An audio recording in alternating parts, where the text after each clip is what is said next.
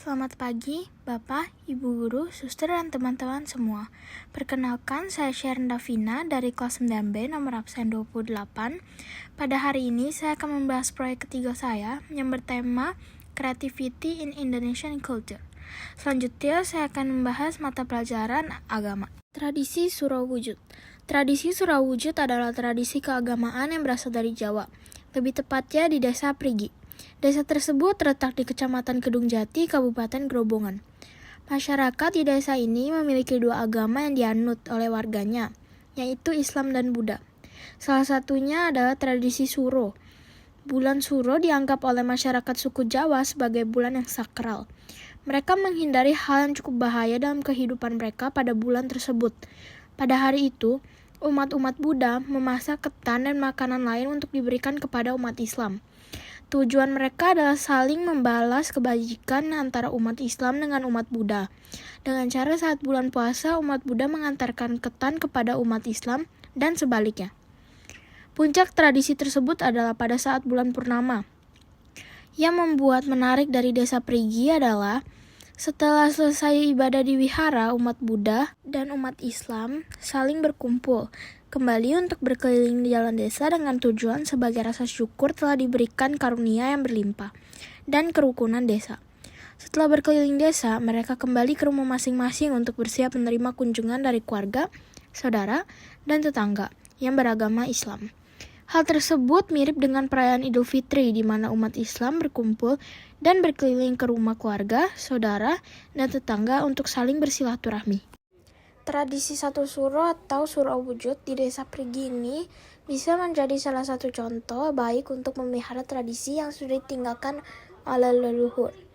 Tradisi masyarakat di desa Prigi ini merupakan contoh yang baik bagi seluruh umat beragama di Indonesia, karena mewujudkan masyarakat yang memiliki toleransi tinggi, rukun, serta saling menghormati satu sama lain dalam kehidupan yang damai dan harmonis. Nostra Aetate Artikel 1. Mayoritas penduduk Indonesia yakni Islam, Kristen, Katolik, Hindu, Buddha, dan Konghucu. Setiap agama yang berkembang di Indonesia telah melakukan adaptasi dengan budaya setempatnya, sehingga melahirkan tradisinya masing-masing. Mereka memiliki tujuannya masing-masing, yaitu saling membantu satu dengan sesama manusia yang lain, karena Allah menempatkan seluruh manusia di bumi ini untuk tujuan akhir yang satu. Nostra Aetate Artikel 2. Di dalam ajaran gereja Katolik menerima semua agama dengan sukacita. Maka tidak hanya Katolik mengerjakan itu, semua agama pasti mengerjakan tentang kebaikan kepada sesama. Tindakan tradisi Surau Wujud merupakan tindakan yang tidak membeda-bedakan agama, maupun jadi tidak adanya perselisihan, sehingga dapat menciptakan suasana yang harmonis di dalam satu desa tanpa membeda-bedakan agama yang lain. Analisis. Bhinneka Tunggal Ika artinya adalah berbeda-beda tetapi satu jiwa. Tetapi kita hidup untuk mempunyai tujuan yang sama dengan kita menghargai agama lain dan tidak menciptakan perselisihan. Dapat menciptakan suasana keharmonisan dengan umat beragama seperti tradisi satu suro ini. Tempe. Biotechnology is maximum utilization of living organisms to make or develop different products. It is also defined as a technological application that uses biological systems to innovate or modify products or processes for a distinct task. Many different areas or fields are being studied under the term biotechnology. Tempe is one of the most popular traditional food in Indonesia that come from Central Java. Usually the main ingredient is soybean and yellow lentils. Another ingredient needed is yast tempeh. In the fermentation process, we will be using a good bacteria called Rhizopus oryzae. Fermentation in making tempeh occurs due to the activity of the fungus Rhizopus oligosporus.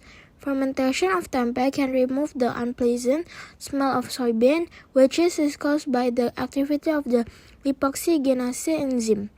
Fermenting soybean into tempeh will increase the phosphorus content. This is caused by he work on the pitase enzyme produced by the mold Rhizopus oligosporus, which is about to hydrolyze phytic acid into free inositol and phosphate. The type of mold involved in tempeh fermentation does not produce toxins, and is even able to protect tempe from the aflatoxin. Tempe contain antibacterial compounds produced by tempe mold during the fermentation process. After the fermentation, the look which is the wild things is the mushroom resulting from the yeast or fermentation process, and for the soybean seed will be combined the fermented yeast. For example, tempe looks texture and the smell are for the look tempe has the covered in the white mycelium, and the soybean seed that has a fresh look, and for the texture tempe has easy to slice, the sense compact. For the smell, tempe has a distinctive tempe aroma. The benefit of tempe is that it contains many the nutrients, a richer source of protein than meat, and a source of calcium, the equivalent to cow's milk. Tempe is very suitable for consumption, especially for those on a diet. Pertanyaan pertama, diketahui grafiknya sama dengan fx sama dengan 12 min 4x min x kuadrat dengan daerah asal atau domain min 7 kurang lebih x dan x kurang lebih 3. Pertama, ditentukan pembuat nol fungsinya jadi fx sama dengan 0. Kemudian kita faktorkan. Faktor dari 12 yang akan kita gunakan adalah 2 dan 6. Karena 6 dikurang 2 sama dengan jadi 4, jadi 4x. Jadi x1 sama dengan min 6 dan x2 sama dengan 2. Sekarang ke pertanyaan kedua. Ditanyakan persamaan sumbu simetri karena pertanyaannya adalah persamaan sumbu simetri kita gunakan X sama dengan min B per 2A. Diketahui A sama dengan min 1 dan B sama dengan 4. Kita masukkan yang min B menjadi min 4 karena tanda minnya, dan yang A menjadi 2 karena 2 dikali 1 jadi X sama dengan min 2. Setelah X-nya sudah ditemukan, sekarang kita mencari Y-nya. Karena pertanyaan berikutnya ditanya koordinat titik balik maksimumnya. Karena X-nya sudah diketahui dan jawabannya min 2, kita menggunakan persamaannya Fx-nya sama dengan 12 min 4x min x kuadrat. Dan kita ubah X-nya menjadi 2. Jadi Y-nya adalah 16. Koordinat titik balik maksimumnya adalah min 2 dan 16. Kemudian pertanyaan terakhir adalah daerah hasil fungsinya. Kita menggunakan angka dari domain atau daerah asal. Kita gunakan angka 3. Jadi kita ubah X-nya menjadi 3. Jadi daerah hasil fungsinya adalah min 9. Kurang lebih X dan X kurang lebih 16. 2. Sebuah roket diluncurkan vertikal ke atas, tinggi H meter roket setelah T detik diluncurkan dinyatakan dengan HT sama dengan 40T min 5T kuadrat. A. Buatlah sketsa dari grafik fungsi Y sama dengan HT tersebut. B. Tentukan tinggi maksimum yang dicapai roket. C. Tentukan selang waktu ketika tinggi roket mencapai lebih dari 60 meter. Sebelum menggambar grafiknya, kita mencari nol fungsinya terlebih dahulu. Kita menggunakan rumusnya yang sudah ditentukan. Jadi, HT sama dengan 0, T1 sama dengan 0, dan T2 sama dengan 8. Setelah mencari nol fungsi, kita lanjut mencari koordinat titik maksimum. Pertama, kita mencari T dengan rumus sumbu simetri. Diketahui A sama dengan min 5 dan B sama dengan 40. Jadi T-nya adalah 4. Kemudian kita cari Y-nya, X-nya sudah diketahui yaitu 4. Kita ubah T-nya menjadi 4, jadi Y-nya adalah 80. Jadi koordinatnya adalah 4 dan 80. Ini adalah sketsa yang sudah saya buat. Jadi untuk menjawab yang B, tinggi maksimumnya dicapai roket adalah 80 meter dan waktu yang dicapai adalah 4 detik.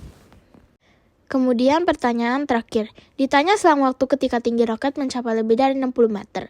Kita ubah HT menjadi 60, agar lebih mudah kita pindahkan jadi yang kuadrat di depan duluan. Agar angkanya lebih kecil, kita bagi 5. Setelah dibagi, kita faktorin. Faktor dari 12 yang akan kita gunakan adalah 2 dan 6. Jadi X1 sama dengan 2 dan X2 sama dengan 6. Jadi selang waktu ketika mencapai lebih dari 60 meter adalah antara 2 detik atau 6 detik. BK dan PKT, conviction, lebih memiliki daya juang dalam perihal mengerjakan proyek dengan daya juang sendiri, tidak bergantung dengan teman saat proyek, berkelompok dengan daya juang bersama. Dengan adanya proyek individu, membuat saya lebih mandiri dalam mengerjakan proyek bahasa Indonesia, membaca pidato, SBK menyanyi, dan lainnya, agar tidak bergantung dengan teman seperti proyek berkelompok. Bagaimana peran teknologi dapat membantu melestarikan budaya di Indonesia ini? Peran teknologi sangat membantu dalam pelestarian budaya di Indonesia. Salah satunya teknologi gadget dalam proyek di sekolah. Kita diajarkan agar dapat membantu pelestarian budaya di Indonesia dengan cara membuat poster digital, membuat pidato tentang budaya Indonesia, dan menyanyikan lagu Indonesia. Dengan cara ini, gadget dapat membantu pelestarian budaya kepada murid-murid di sekolah maupun di luar lingkungan. Sekian, terima kasih Bapak, Ibu Guru, Suster, dan teman-teman semua sudah menyaksikan proyek ketiga saya. Maaf jika ada kekurangan atau salah kata yang saya ucapkan. Sekian, terima kasih.